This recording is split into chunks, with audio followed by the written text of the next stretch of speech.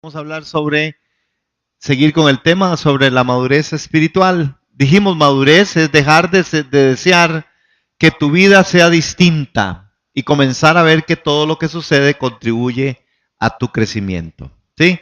Eso lo vimos la vez pasada.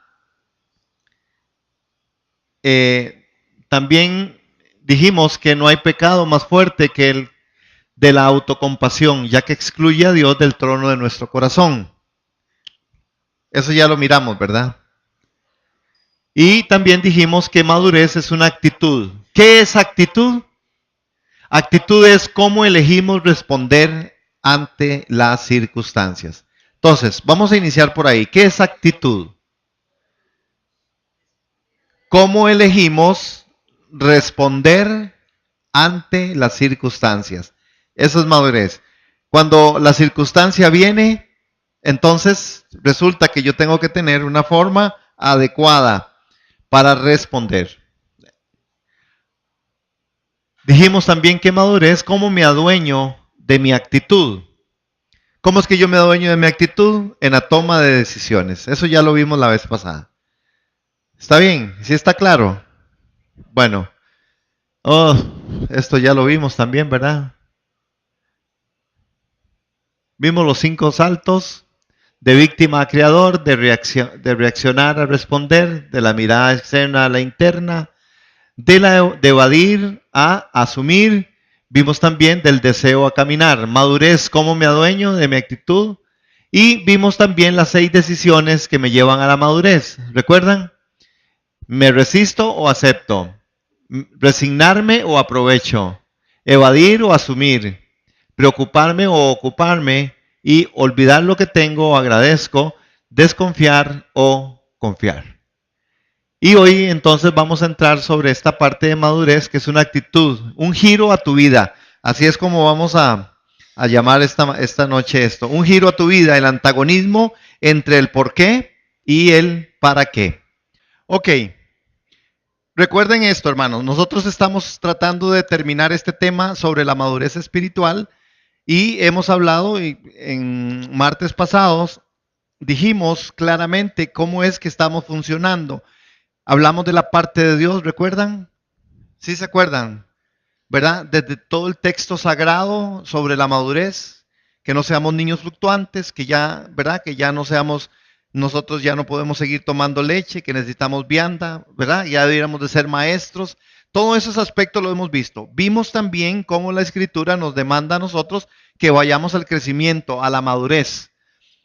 Y a partir del martes pasado y este martes integramos el aspecto de cómo Dios nos hizo y qué somos nosotros los responsables sobre la respuesta a la madurez. Usted y yo somos responsables de madurar.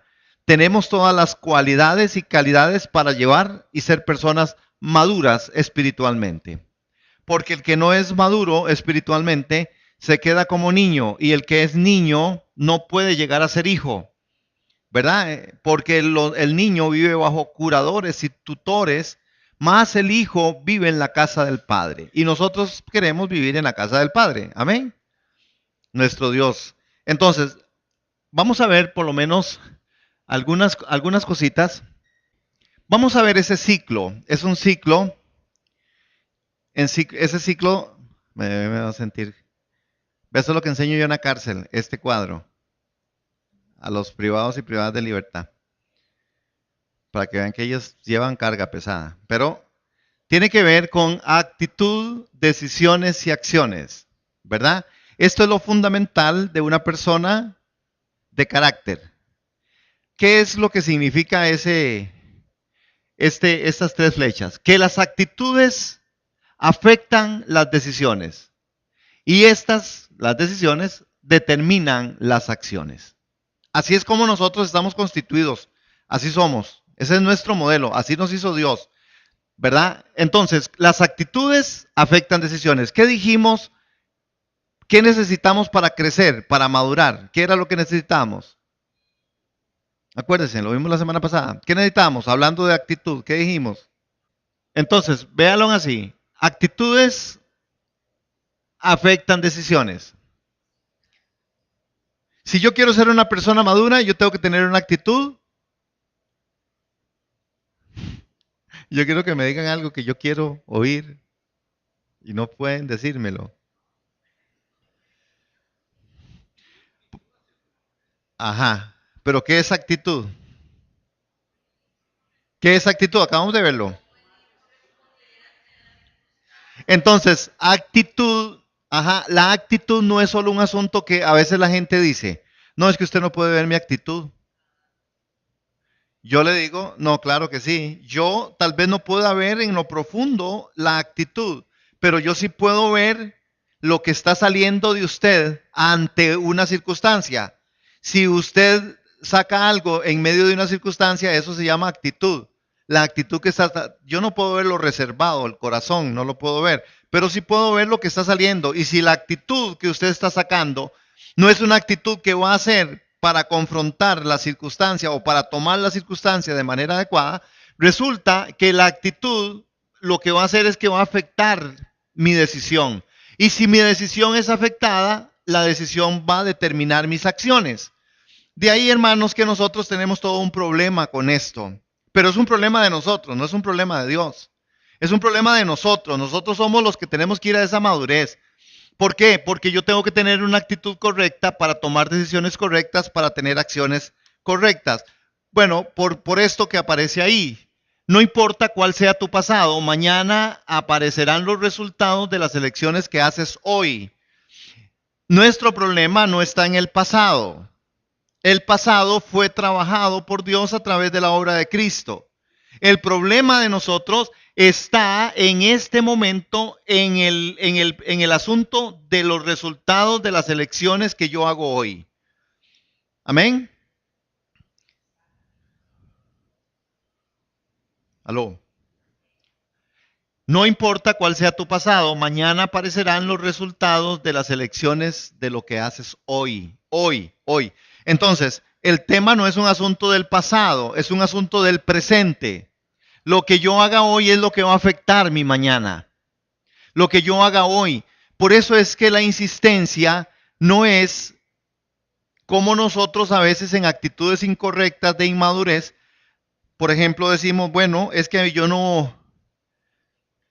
Voy a comentar cosas que son de la generalidad de la iglesia de Jesús. Alguna gente dice, bueno, no, la verdad es que yo no voy a la iglesia porque a mí me han hecho tantas cosas que al final ni vale la pena ir ahí. No, la verdad es que yo no doy, porque de todas formas ahí lo que hacen es, el pastor se roba la plata. No, la verdad es que con la iglesia cuesta mucho, yo no voy a la iglesia, ahí lo que es un montón de hipócritas. Esos son asuntos, ¿sí?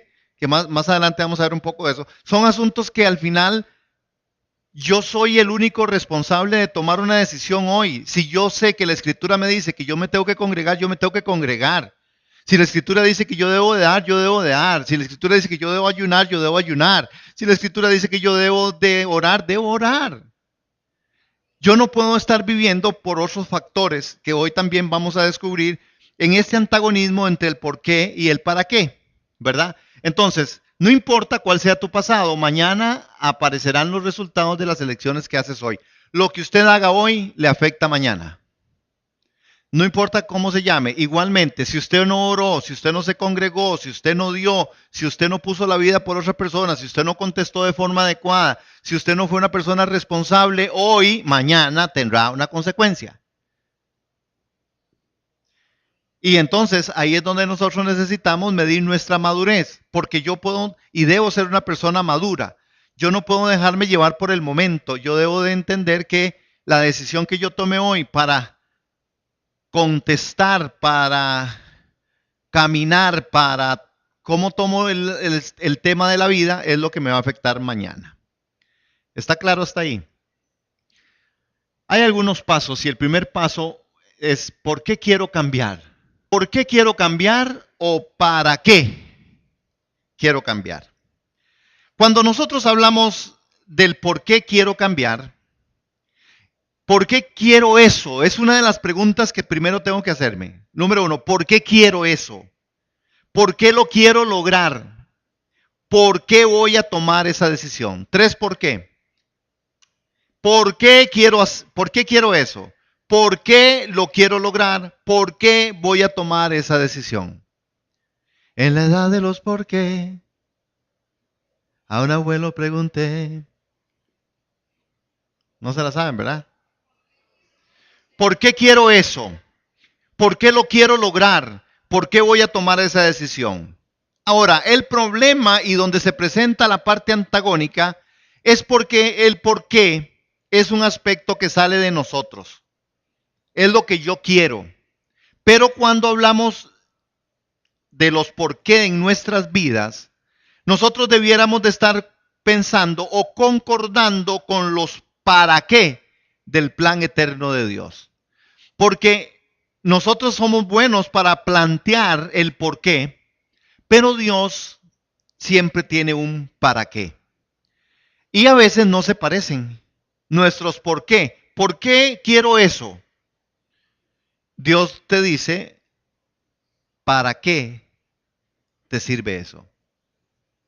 Y a veces entonces no se parecen. No, es porque yo quiero, resulta que yo quiero en mi vida crecer y yo quiero hacer tal cosa, porque yo quiero lograr esto, porque yo estoy, por eso estoy estudiando y estoy invirtiendo y estoy haciendo un montón de cosas, porque yo voy a tomar esa decisión, porque esa es la decisión y las decisiones de nuestros por qué a veces no están ni nada cerca del para qué de Dios. Porque en el para qué de Dios se muestra la soberanía, se muestra la voluntad perfecta de Dios. En el por qué, si es tomado ajeno al para qué de Dios, quedamos largo, quedamos lejos. ¿Qué es lo que verdaderamente empieza a surgir? ¿O cuál es uno de los problemas en medio de esta parte? ¿Por qué se vuelve tan antagónico? Bueno, el temor es lo que paraliza nuestras vidas y nosotros no logramos madurez espiritual porque el temor está ahí. Es la escritura, dice, el amor perfecto de Dios echa fuera todo temor. Pero muchos de los por qué están trazados sobre temor. Muchos, muchos. Por ejemplo, de los que van a aspectos fuertísimos, por ejemplo, gente que quiere tener ya y saber cuál es su ataúd, cómo lo van a enterrar y todo el asunto, ¿verdad? ¿Por qué no quiero dejar una carga para la familia? Pero está trazado sobre temor. No es que sea una persona que esté como más o menos tratando de... No, no, sencillamente está trazando en un porqué algunas situaciones que tal vez los que estén al lado pudieran morirse antes que él o que ella. Pero bueno, el temor, ¿qué es lo que verdaderamente está trabajando con respecto a esto en la vida? El temor. El temor es un factor que ataca directamente, ¿verdad? La forma en la que nosotros no logramos madurar. No crecemos en el temor. El temor se enfoca en el para qué. Porque entonces cuando este para qué está, ¿verdad? Y nosotros decimos, no, es que mejor lo hago así, porque es capaz que yo voy a orar y Dios me dice tal otra cosa y ¿qué hago yo? Sí, en el para qué. En el temor se enfoca mucho en el aspecto del para qué. Recuerden esto, para hacerlo más simple. El por qué nace de mí. El para qué nace de Dios. El temor lo que hace es atacar el para qué, ¿verdad? Porque entonces, no, es que yo no creo que Dios sea así. ¿Cómo Dios me va a permitir que yo esté enfermo todo el tiempo? No, es que cómo es posible que Dios deje que la gente se muera así. Es que no, no puede ser. Entonces, de ahí sacamos teología, de ahí sacamos doctrinas, de ahí sacamos formas en donde a veces, bueno, pare de sufrir. ¿Por qué? Porque no les parece a pare de sufrir el para qué de Dios. Porque el para qué de Dios sí está llevándonos a nosotros a través de la teología del sufrimiento a tener un acercamiento y a tener una formación. No solamente la información o tomar lo que Él hizo en la cruz del Calvario, sino que ahora nosotros somos parte de ese programa. Okay, el por qué se basa muchas veces en el temor, porque entonces yo quiero dejarle a mi hija lo mejor y entonces resulta que lo mejor es mi temor. Lo mejor es que saque una profesión. Si yo me muero, que saque una profesión. Hermano, no, no es que esté malo eso. Pero eso está trazado sobre temor. Porque yo pudiera decir, bueno, si en el para qué de Dios está, que Él tiene control de mi vida y de mi hija y de mi hijo y de mi familia, al final de si sacaron una profesión, genial. Y si no la sacaron, Dios también tendrá cuidado de ella o de Él.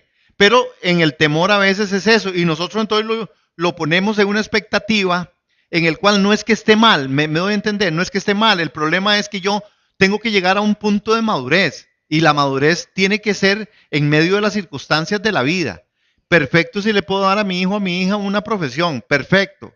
Pero tampoco voy a sacrificar el para qué de Dios, que a veces se sacrifica, hermanos. Y yo hablo, a veces se sacrifica. Porque a veces en nuestra cultura, aún en nuestra cultura cristiana, hoy importa más, de muchas maneras, el asunto académico más que el asunto espiritual.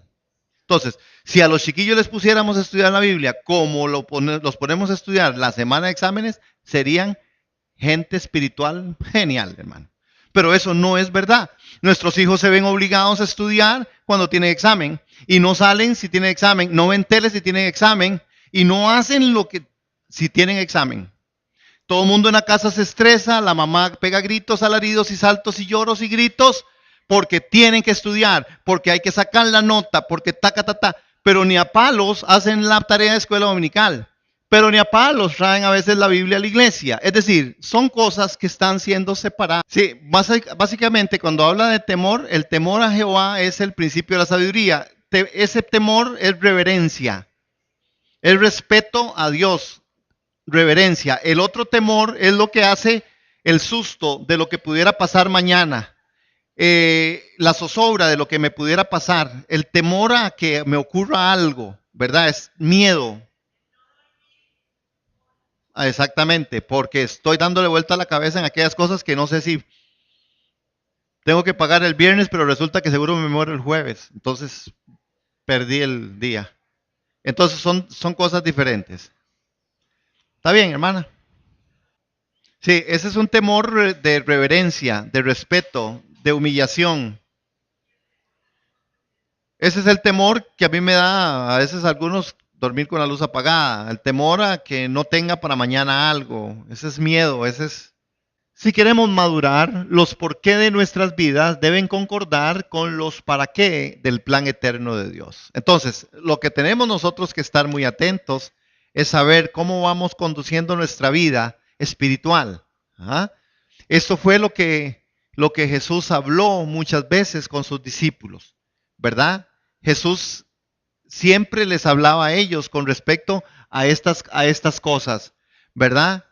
Jesús les decía, ¿se acuerdan aquel momento en donde quien quiera ser el primero en el reino será el último? Ese es porque yo quiero ser el primero, Señor. Y el Señor le decía, yo le voy a enseñar el para qué. ¿Usted quiere ser el primero? El para qué es que usted sea el que sirva. Si el para qué no está concordando con mi por qué, porque yo quiero ser el primero, yo quiero estar sentado. Aquella mamá que le pide, ¿verdad? Yo quiero que mis hijos estén a la par suya. El Señor le enseña un para qué y le dice, no, eso ni me toca a mí. Y de todas formas, solo el que es el último, el que sirva será el mayor en el reino de los cielos. El para qué de Dios es servir. El por qué a veces es yo queriendo lograr un montón de cosas y aspectos de mi vida. ¿Ok? Número 2, el segundo paso, por obediencia o por experiencia. Resulta, hermanos, que cuando yo quiero ir a la madurez conforme el plan eterno de Dios, se me va a presentar otra vez la parte antagónica, obediencia o experiencia.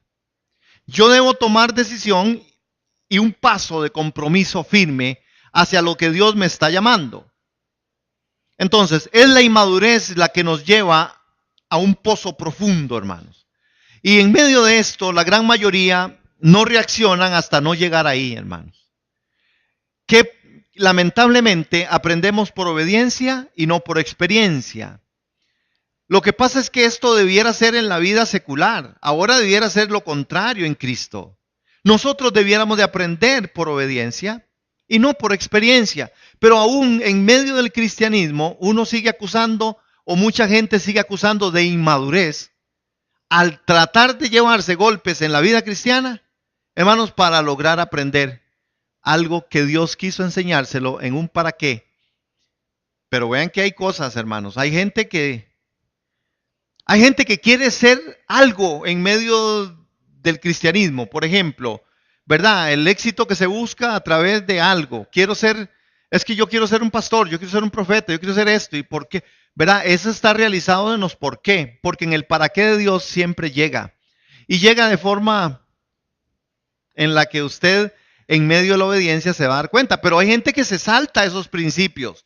Hay gente que prefiere hacer lo que sea, brincarse a quien sea con tal de llegar a tener una posición y no un asunto de una relación dentro del plan eterno y el para qué de Dios.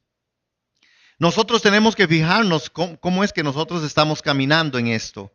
Cuando nosotros tomamos decisiones por la experiencia, lo que nosotros estamos hablando es de un asunto de un entorno. Es por los resultados que a veces nosotros nos vamos en el por qué y no entendemos el para qué de Dios. ¿Por qué? Porque el para qué de Dios está montado sobre la realidad y las realidades eternas de Dios. ¿Qué les digo con esto? Vamos a ver si tengo aquí. Ay, no lo puse ahí, pero se los digo. Por ejemplo, hermanos, muchas veces nosotros en el entorno, en lo que está alrededor, ¿verdad? Nosotros nos fijamos en los resultados. Y así es como nosotros trazamos las cosas del porqué. Entonces, uno ve gente, y por eso es que a veces se aprovechan de muchas situaciones en medio de la iglesia, metiendo esto como algo doctrina, pero que no es doctrina.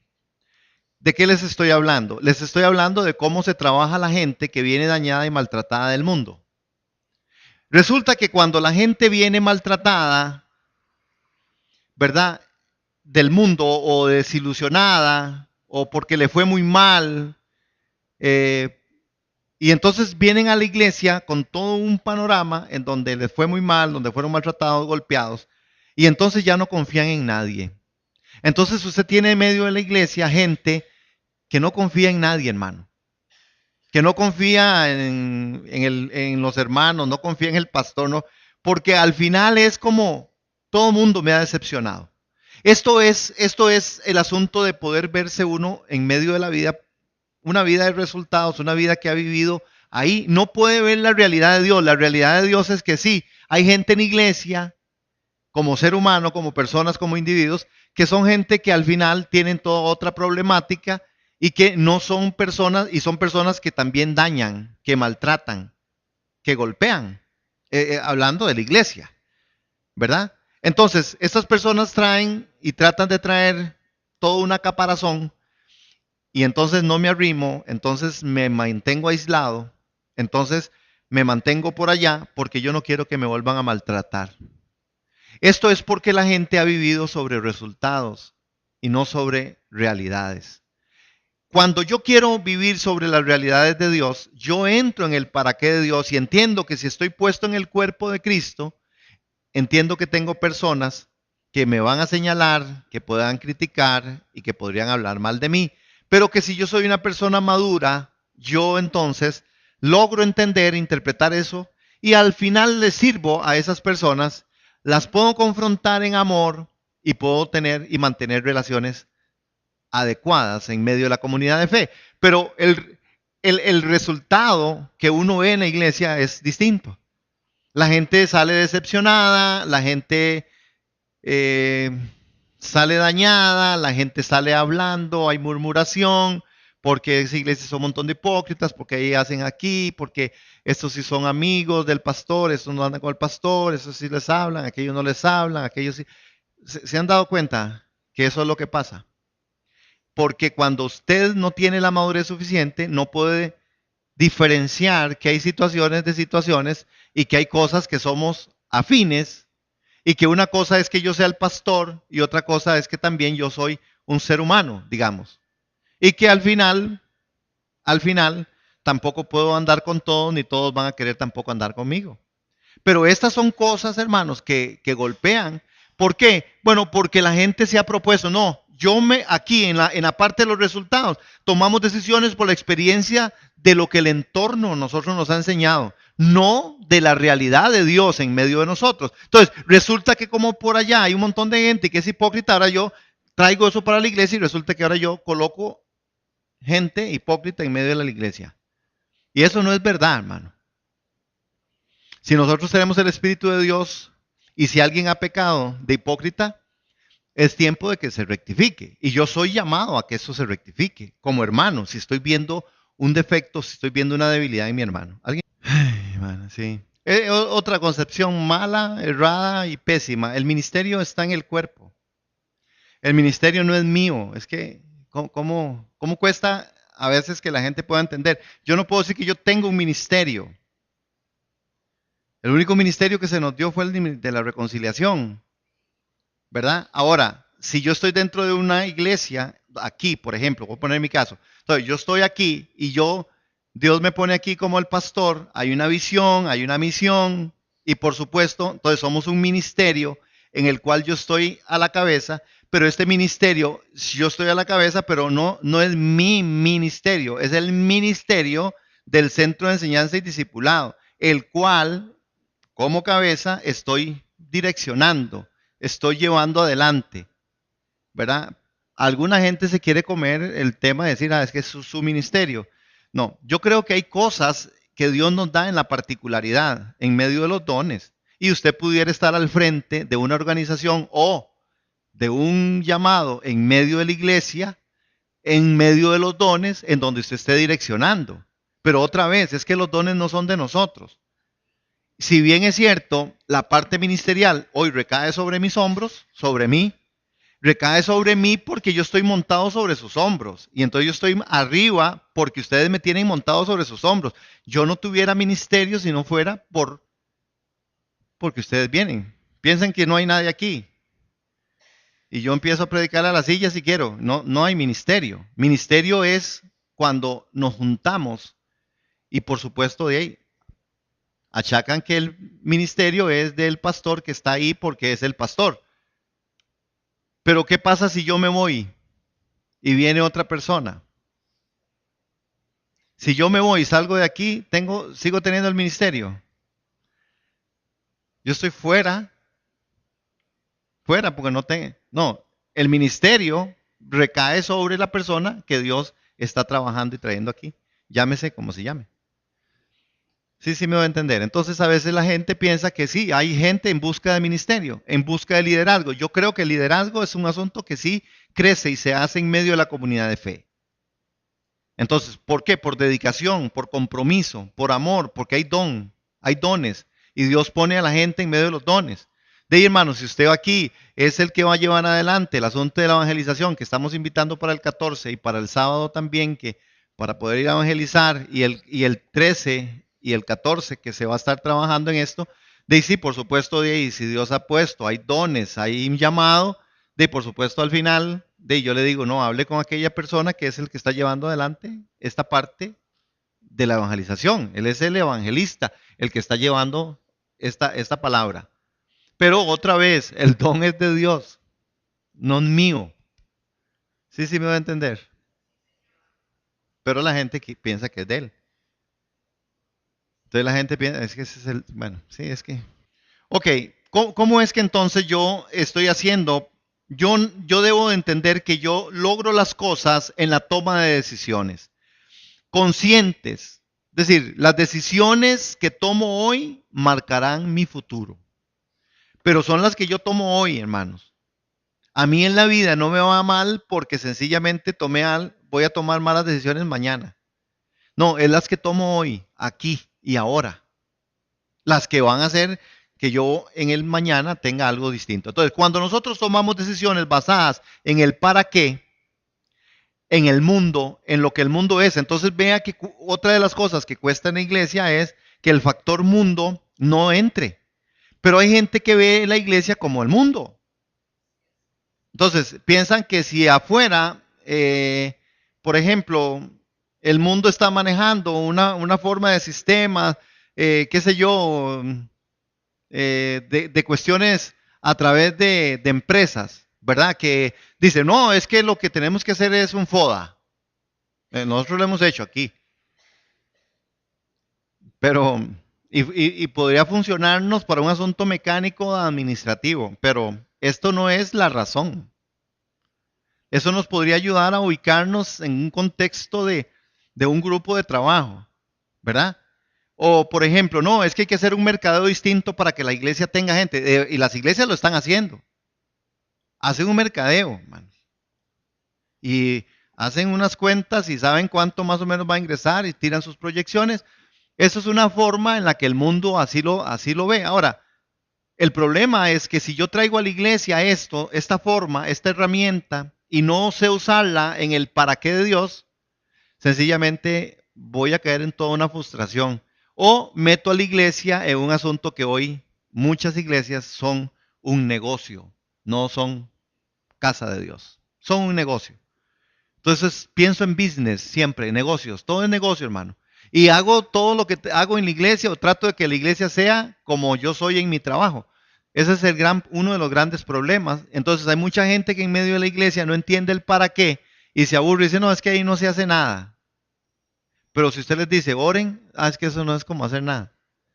Es decir, ¿por qué? Bueno, porque en el trabajo es una persona muy eficiente, hace 1, 2, 3, 4 y 5 cosas.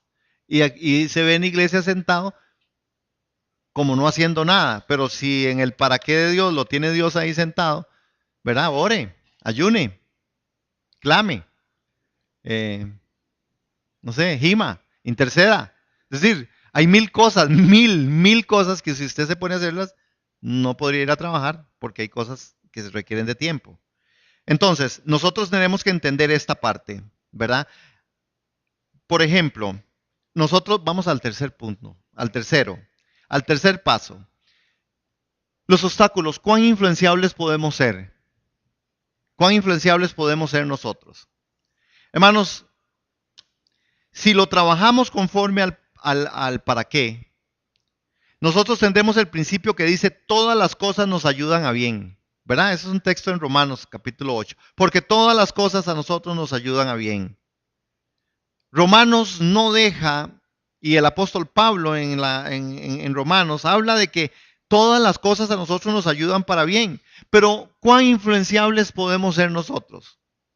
Hermano, porque muchas veces nosotros, al final, si nosotros no trabajamos conforme al para qué, ¿verdad? Y tomamos las cosas basadas en el por qué, nos vamos a encontrar con muchas voces, hermanos. Y si usted es una persona muy influenciable, usted se va a encontrar con un problema muy serio en la parte en que a usted no lo va a dejar crecer, madurar. Usted no va a madurar. Porque si usted es una persona muy influenciable, hermano, usted no madura. Como cuáles cosas encontramos. Hay voces que dicen, no, hombre, usted ni sueñe eso. Vea, hay personas que piensan que están en una iglesia y porque no están predicando o enseñando o no sé, piensan que no están haciendo nada. Y cuando alguien dice, no, es que yo quisiera hacer esto y hay voces, ¿verdad? No, hombre, usted ni sueñe eso. Ni lo sueñe. No, hombre, eso es demasiado difícil. No, hombre, deje eso no merece la pena ni pensarlo. ¿Sí se han escuchado esas voces? Hermano, porque nosotros no hemos adquirido la madurez. Una iglesia madura es una iglesia que entiende qué está haciendo, que entienden que hoy, estando ustedes aquí, están haciendo y estamos haciendo un trabajo que es un trabajo especial de adoración a Dios, en donde estamos creciendo, en donde al final, si soy yo el que hablo, como el loco aquí, y ustedes están ahí, ustedes están funcionando al unísono con respecto a Dios. Este es el plan de Dios, que su iglesia salga nutrida, que entonces encontremos que en lo que estamos haciendo estamos siendo personas que estamos llevando fruto, hermanos. Frutos, ustedes están pagando un precio, se vinieron para acá, hoy están invirtiendo en gasolina, en tiempo, en espacios, en todo. ¿Usted cree que Dios no ve eso? Claro, hermano, si queremos ir a la madurez, pero si usted es influenciable, hermanos, usted va a empezar a decir, no, hombre, mejor, ¿para qué voy a ir? Es oír lo mismo. No, si usted está oyendo lo mismo, traiga usted algo distinto. Si usted cree que es el mismo discurso, bueno, tráigase usted otro discurso. porque somos un cuerpo, porque estamos en esto, hermanos. Porque si no, lo influenciable. ¿Se acuerdan de la mujer de Job? ¿Qué le dijo? Vea qué influenciable fue ella en medio de la prueba. Maldice a Dios y muérete. Vea qué influencia más espectacular. Es decir, ella estaba influenciada porque vio a aquel hombre que ya no estaba haciendo, según ella, no servía para nada, hermano. Para ella, Job estaba perdiendo el tiempo y robando oxígeno. Ella no entendía el para qué de Dios. Ella solo vio que había un porqué y ya la razón de Job no era en el porqué, ya porque Job ya no sirve para nada, porque Job está maldito, porque Job es todo un caos, porque Job ya jugó, porque Job en los por qué. Pero en el para qué de Dios, Job, vea que estamos hablando al día de hoy de Job, vea que si el para qué de Dios es impresionante, pero esta mujer se dejó influenciar de tal forma que no entendió, como muchas veces la iglesia no entiende el para qué.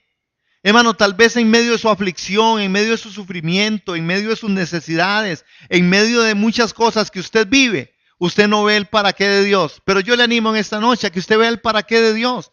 Por eso es que somos tan importantes, por eso es tan importante congregarnos, juntarnos, orar. Por eso es tan importante que llevemos las oraciones unos por otros. Por eso es tan importante que hagamos intercesión, evangelismo, que ayunemos. Hermanos, es muy importante. Cada uno de nosotros somos importantes. Pero hay mucha gente, no, para ir a la iglesia. Es como decir, renuncia a Dios y muérase, mejor. Usted no está haciendo nada ahí en esa iglesia. Usted no sirve para nada en esa iglesia. Yo sé que hay voces que le han dicho a usted eso. Yo lo sé, hermano. Yo lo sé. Esas voces que nacen del mismo infierno, del mismo diablo. Y esto es lo que no entendemos en iglesia. En iglesia a veces no logramos comprender eso, hermano. En iglesia pensamos que es solo como venir otra vez y vamos a cantar y que ahí nos empujen a cantar y que otros aquí y oír al otro pastor y al otro y está ahí que peré. No, hermano, es sentido del para qué de Dios congregarnos. Es sentido del para qué de Dios estar juntos, hermanos. Sí, aunque hayan choques, aunque hayan lijas, aunque tal vez no nos logremos entender en todas las maneras. Pero este es parte del tema. Del cuerpo de Cristo. Discernir el cuerpo de Cristo implica que yo tengo esta relación de unidad, hermano. No es solamente porque al pastor se le ocurrió que fueran los martes que venía. No, hermano, no es un asunto solamente que el pastor se le ocurrió que había culto los martes y los viernes de oración. Es que en el para qué de Dios está establecido un montón de cosas que nosotros tenemos que discernir. ¿Sí? Ok, vamos. El cerebro, hermanos, es una de las estructuras biológicas más complejas conocidas hasta el día de hoy. Vean cómo nos hizo nuestro papá. Él nos hizo, hermanos, son 100,000 millones de neuronas. ¿Cuántas? No, 100,000, ¿cuántas? 100,000 millones de neuronas. 100,000 millones de neuronas. El cerebro, la estructura biológica creada por Dios. ¿Para qué? Ahí empezamos a entender el para qué de Dios. Bueno, por 100,000, Señor, porque con una sola neurona me hubiera suficiente y a veces no uso ni la mitad de una. No, en el para qué de Dios existe esto, hermanos. Esta computadora, este maní, es algo impresionante, hermanos. Saben, los expertos dicen que el 77% somos capaces de desarrollar, hermanos, capacidades únicas que a nosotros nos pueden y nos van a llevar a la madurez espiritual. Vean qué interesante. Vean. El 77% de nuestras neuronas son usadas para planificar estratégicamente. Es decir, que en medio de estas neuronas hay un asunto en donde usted puede planificar. ¿Usted sabe qué implica planificar? Ajá. ¿Sabe que la persona que no planifica es demente? Dice ahí. Se sabe que si la gente que lo que no planifica es que queda embarazada. Ve hermana, pero que dicha que vino, porque si no, ese chiste no lo hubiera oído yo nunca, ni ustedes tampoco, ¿cierto? Ve hermana, qué importante es que usted viniera. Ok, el asunto de la planificación. Hermanos, estamos hablando de planificar estratégicamente. Hermanos, la lucha espiritual es un asunto estratégico de planificación. Es tal, hermanos, en nosotros algunas cosas. Por eso, cuando hablamos del discernimiento, que es parte de un don de Dios, Dios nos lo da y nosotros empezamos a planificar a través. El que logra discernir, logra planear y planificar. Si usted no logra ser una persona que planifique en medio de su vida cosas estratégicamente, usted es una persona que no es funcional. Porque entonces usted va a golpe de la vida, ¿verdad? Otro de los asuntos que ocupan el 75, ¿cuánto será el 77% de 100,000 millones? Otorgar sentido a largo plazo a nuestra vida, hermanos. Otorgar sentido a largo plazo a nuestra vida. Vean cómo Dios nos hace y porque esas neuronas están dentro del para qué de Dios, que Él nos hace para que nosotros otorgar sentido a largo plazo. Imagínese, solo imagínese esto, que así es como nosotros funcionamos. Y si ubicamos en el para qué de Dios esto, nosotros podemos empezar a otorgar sentido a largo plazo. Entonces decimos, no, yo no puedo, yo tengo que comer de una forma adecuada, ¿cierto? ¿Por qué? Bueno, de aquí a tanto, si yo sigo comiendo así, esto no funciona en mi vida. Pero igualmente en el mundo espiritual, hermanos, si yo logro entender esto de otorgar sentido a largo plazo, instruye al niño en su camino. Eso es otorgar, hermanos, sentido a largo plazo. Instruye al niño en su camino y cuando fuere viejo, no se apartará. Pero eso es algo que Dios nos da dentro del para qué. Entonces alguna gente dice, no, los chiquitos ni entienden. ¿Para qué hacer algo si esos carajillos no van a entender nada? No entienden nada. Ellos, es igual que, hermanos, no es verdad. Por supuesto que entienden hasta dentro del vientre de su madre. Otra de las cosas y otro punto, y me llamó la atención, es ser creativos, hermanos. Ser creativos. Hermanos, ser creativos o crear. Sin embargo, por situaciones de inmadurez, normalmente llegamos a una conclusión. A veces, mejor no hago nada. Es que, ¿qué te dicen? ¿Para qué voy a planear? Ustedes oyen gente diciendo eso. ¿Para qué voy a planear? Si mañana me puedo morir. No, ¿para qué lo hacen esos chiquitos? La verdad es que uno ni sabe para dónde van a agarrar. Y cuando estén grandes hacen lo que les da la gana. ¿Se han oído eso, verdad? Hermanos, este es el asunto de los por qué y de cómo somos influenciados por el mundo y cómo somos influenciados por el sistema del mundo. Hermano, el sistema del mundo es el que aconseja. Por eso hoy estamos llamando y se llaman a las cosas que no son como si fueran. A las mentiras se le están diciendo verdad. Y tenemos hoy un mundo convulso por esto. Hermano, nuestra sociedad es una sociedad que está en decadencia total, total. Y tal vez no nos hemos dado cuenta, pero ya el mundo ha sacado a Dios de su mundo. Y ya despiadadamente. Porque ahora, hermano, si usted sencillamente, usted dice, no, yo no creo en aquel asunto de los grupos lésbicos, son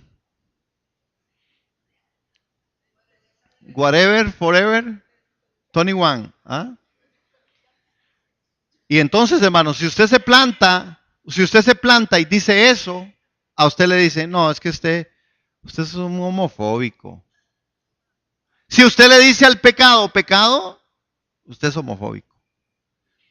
Y el mundo capta esto, y el mundo entiende, y el mundo le está llamando a lo malo bueno. Si usted no aguanta nada, usted es muy intolerante. Hermanos, esto es la forma en cómo nosotros muchas veces nos hemos conformado. ¿Por qué? Porque nosotros somos gente que somos gente que creamos. Ahora, ven qué interesante, hermanos. Si usted quiere y yo también madurar, hay 3 zonas en medio de nosotros. La zona del confort, la zona del aprendizaje y la zona del pánico. Vean, esto está trazado sobre la escritura, ¿verdad? ¿Se acuerdan donde el apóstol Pablo dice, y es que no traje la cita, eso fue lo que me faltó? No os conforméis a este siglo. Romanos 2, no os conforméis a este siglo. Es decir, usted no puede estar en el confort. ¿Saben qué es el confort? Hermanos, ¿ah? En el status quo, ¿ah? En el confort. ¿Qué es el confort? El confort es una zona en donde yo sencillamente conozco, me manejo ahí y de ahí mejor no me muevo porque para qué caminar hacia otra cosa. Es decir, está constituido por lo que conozco.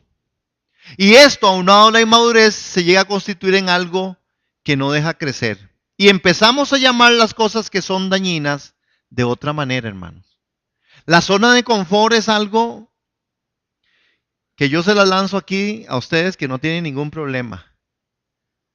Pero hay gente que en medio de la iglesia vive en su zona de confort. Ah, pues yo voy ahí yo voy el domingo. Y otro domingo lo cojo libre para otra cosa. Ah, no, yo voy el otro. Y negocio con... Yo no sé si negocian con Dios, porque no creo que se sienten a negociar con Dios, pues yo no sé hasta dónde Dios les diría. Yo creo que se negocia con uno mismo. Porque en medio del confort me empiezo a... Yo empiezo a decir, vea, la verdad es que yo siempre voy. Así es como funciona. Yo siempre voy. Y que no vaya. Y por ahí salen otras voces. No, hombre, de todas formas, bueno, ni falta va a hacer, ni la van a echar de menos.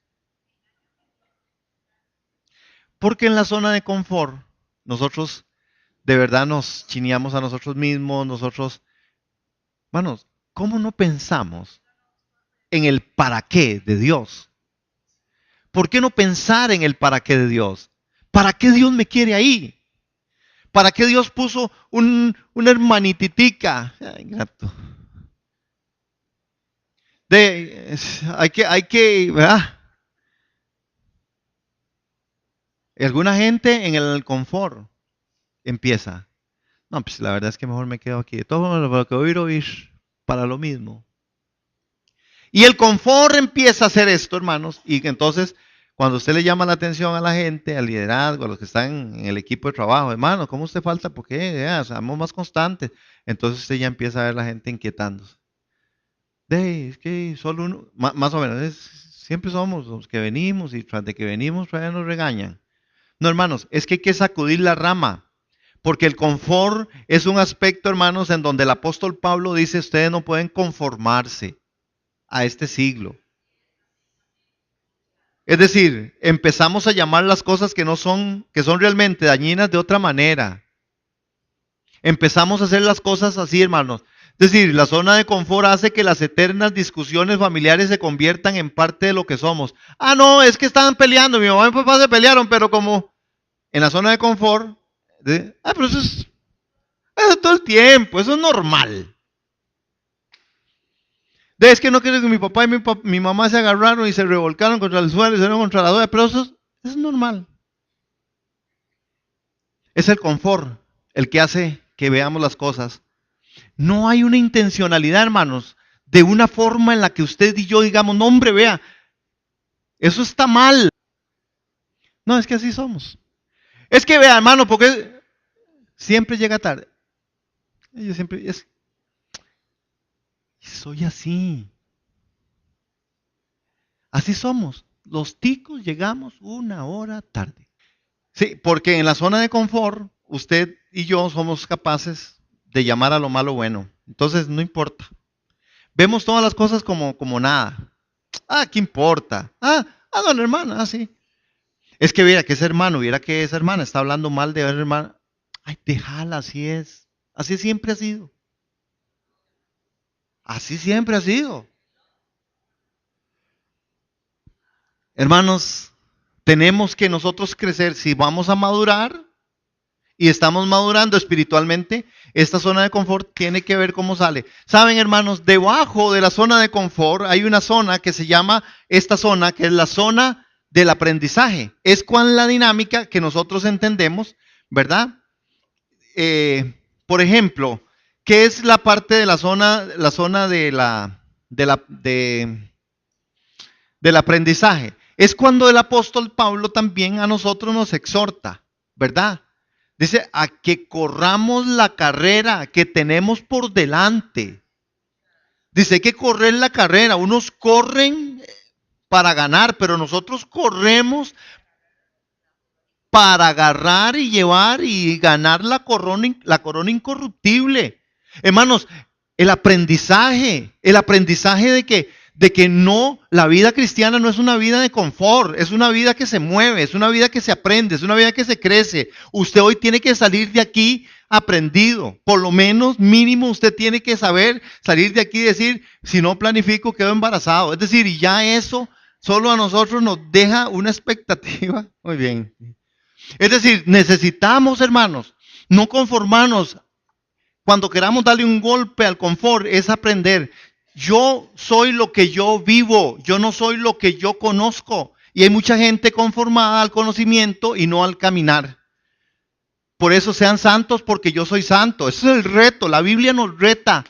Caminen para que andéis, dice, en la dignidad del Señor. No como eran antes. Ustedes no pueden ser en el confort. Antes ustedes eran eso, pero ahora en Cristo Jesús, ustedes tienen que caminar al premio del supremo llamamiento, que es Cristo en vosotros, la esperanza de la gloria. Los 3 circulitos tenemos que aprenderlos, tenemos que manejarlos, tenemos que vivirlos. Las salchichas, qué golpe, hermana. Pero Señor, ayúdame. Salchichitas de no sé qué. Pero en la zona de aprendizaje, hermanos, nosotros tenemos que llegar a entender que la zona de confort es lo que aceptamos, pero no querer buscar en medio de nosotros mismos algo de Dios que Dios nos ha dado, que es madurez espiritual. La madurez espiritual, hermanos, se encuentra en la zona de aprendizaje. Implica que en la medida que aprendemos a confiar en el Señor, a buscar su santidad, ya no nos vamos a permitir que otros o otras situaciones son dañinas vengan y se metan en la zona de confort de nuestra vida. Es decir, yo cuando entiendo que hay una zona de aprendizaje, yo tengo que decir, pero ve cómo nosotros a veces somos lentos en eso. Se nos enseña que Él nos perdonó y que usted tiene que perdonar. Y a veces nos resistimos a perdonar. Porque en la zona de confort hemos aprendido a que la verdad es que mejor, si no lo perdono, mejor, porque entonces tampoco me lo quito de encima. ¿Cierto? Ah, ese es otro cuento. Perdono, pero salud. Perdono, pero no olvido. Ah, yo lo puedo perdonar, pero que ni se me arrime. ¿No? Por eso le digo, entonces al final tenemos que entender, hermano, nosotros somos a veces muy fuertes en nosotros mismos y con nosotros mismos como hermanos. Nosotros a veces, nuestro confort, nuestras formas, nuestro pensamiento no nos los quita nadie. Porque hay una rivalidad en medio de todo esto. Porque si alguien dijo algo que tal vez fue mejor de lo que yo pensé, sencillamente digo, no, ese es su pensamiento. Quédese con el suyo que yo me quedaré con el mío. Es porque no queremos ir a la zona de aprendizaje. ¿Sí? Hermano, estoy hablando del cerebro, estoy hablando que así está trazado. Y si le pongo, le voy a poner otro nombre para que vea como tal vez nos vamos a entender mejor. Esta zona de confort está trazado sobre las emociones y sentimientos. Toda esa parte, autoestima, emoción. Entonces, alguien con muy baja autoestima, ah, no, ¿para qué? Si yo no soy nada, no hago nada. Así, ¿quién le digo? Ah, no, todo el tiempo. Ahí ni me toman en cuenta, en la iglesia yo no sirvo, no funciono, igual que en mi casa, igual que con... Entonces el jefe le grita y ya, ah, es que el jefe es así, así es el jefe.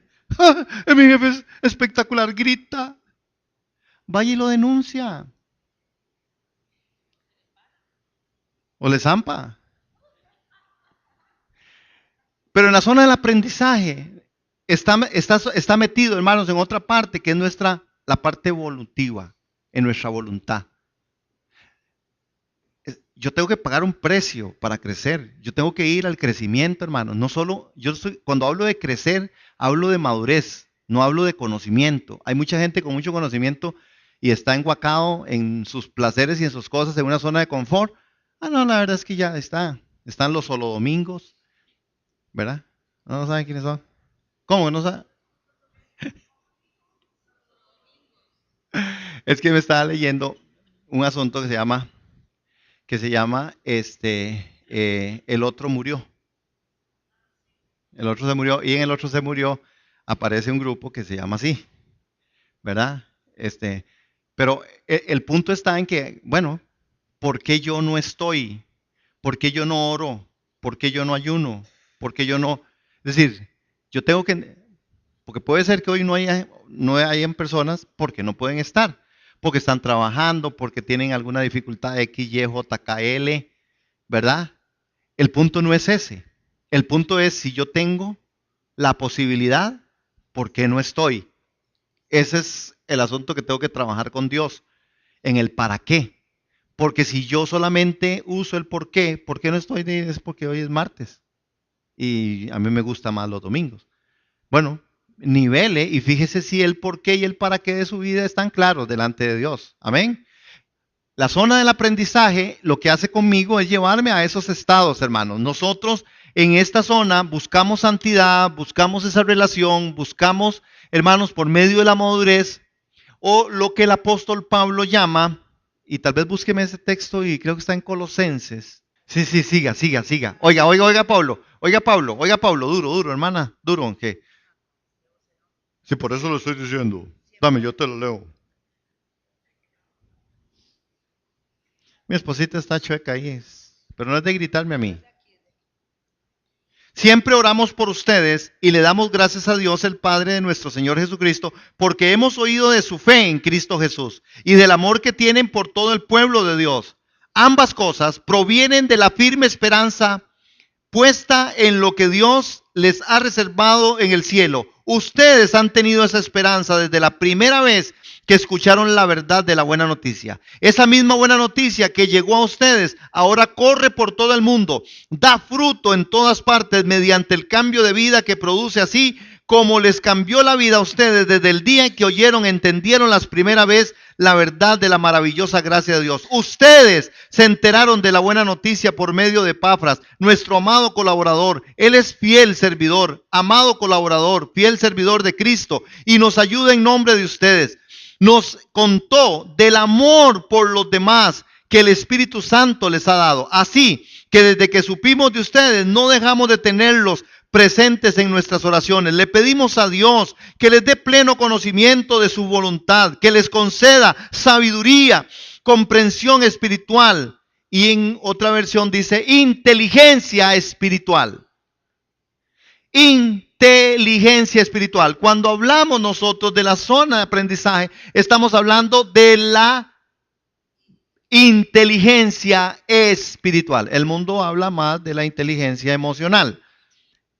Para nosotros es en Colosenses 3, verso 9, así que desde que supimos de ustedes no dejamos de tenerlos presentes en nuestras oraciones. Le pedimos a Dios que les dé pleno conocimiento de su voluntad, que les conceda la sabiduría y la inteligencia espiritual.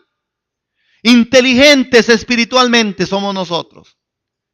Una persona inteligente espiritual es una persona madura, es una persona que sabe hacia dónde trasciende, hacia dónde camina. Está en el para qué de Dios claro. No es lo que yo quiero, es lo que Dios quiere hacer de esto conmigo. Amén. El apóstol sigue hablando con los colosenses y les habla de la inteligencia espiritual. Ahora, uno de los problemas que está ya en la otra parte, véanlo aquí es que usted no sé si lo ve. Allá arriba donde están las emociones, los sentimientos, y aquí abajo en esta parte, en la verde, la zona del aprendizaje, tiene que ver, hermanos, con esta forma, con lo que yo miro. Pero yo debo mirar, dice la Escritura, dice que yo tengo que mirar con los ojos espirituales, que yo tengo que de verdad entender la verdad de Dios a través de esta forma, que es una forma espiritual, que es inteligencia espiritual.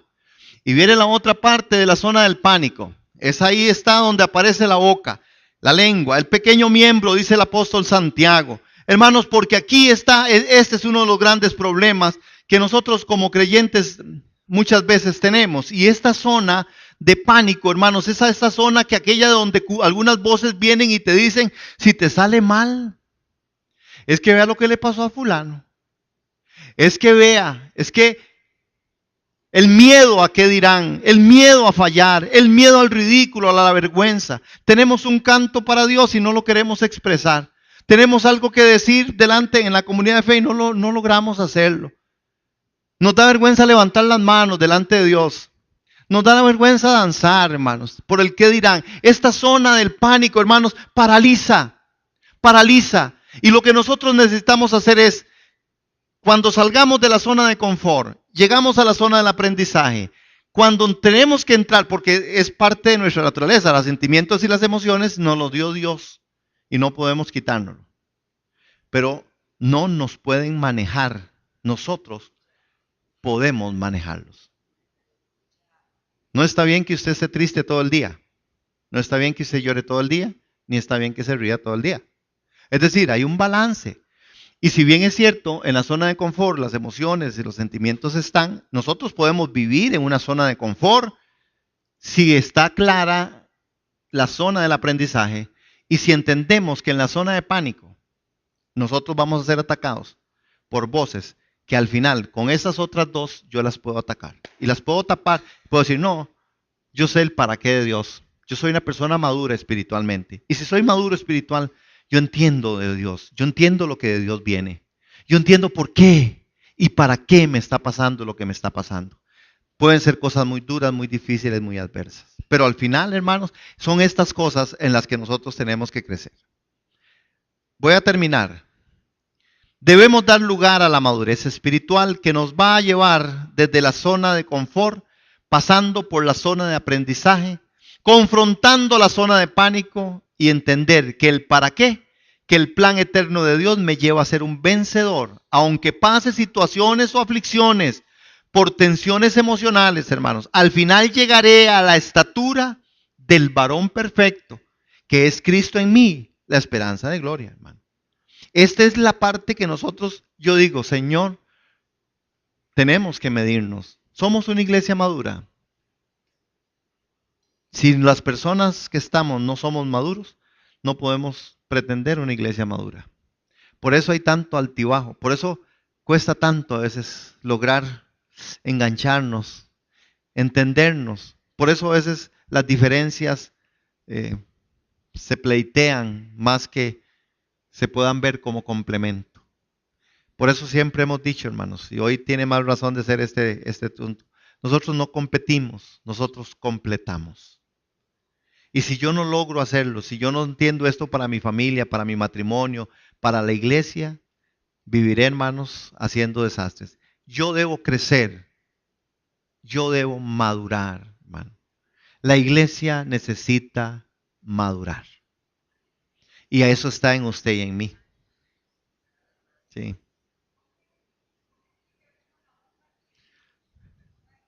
Normalmente, hermanas, siempre sobre lo que usted dice y oye y se lo dicen, es que dicen, no, Olguita, no se meta en eso. Vea, tal vez usted está de verdad entendiendo la razón de ser maestra de escuela dominical, ¿verdad? Y usted está clara en su tema y en su vida, y usted dice, no, eso es una bendición, y yo entiendo el para qué de Dios en esto. Pero no faltará quien que, Olguita, vea, sinceramente usted se está embarcando ahí. Y vea que después aquí, y vea que le puede salir, vea que, va a ver, no ve lo que le pasó a la otra. ¿Se acuerda que trabajó un montón de tiempo? Después ahí está, y salió con todo un problema. Y la mamá, la hermanita aquella, porque el chiquito se le cabró, y la boca empieza, ¿verdad?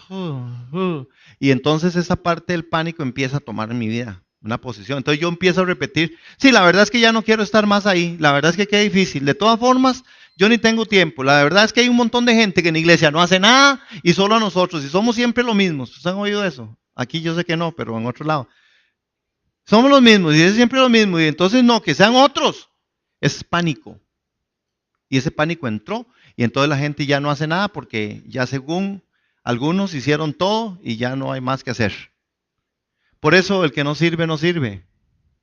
Ese es uno de los grandes conflictos. Yo debo entender el para qué de Dios en mi servicio. Y yo debo hacer diferencia en medio de todo.